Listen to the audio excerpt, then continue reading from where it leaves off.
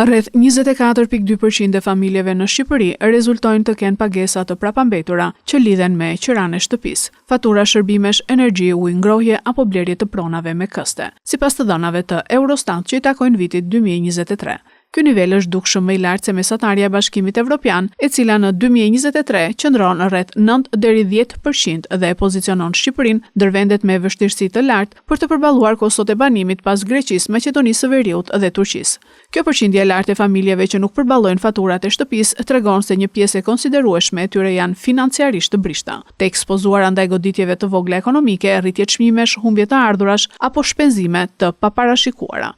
Në rajonin e Ballkanit Perëndimor, situata është përgjithsisht më problematike se sa në Bashkimin Evropian, por Shqipëria mbetet ndër vendet me nivelin më të lartë të vështirësive. Situata në vitet në vijim mund të vijë në përkeqësim për shkak se çmimet e shtëpive në Shqipëri janë duke u rritur më shpejt se pagat, sa kaq kostot e jetesës po rriten në tërësi, duke bërë menaxhimin e faturave që kërkon shtëpia edhe më të vështirë.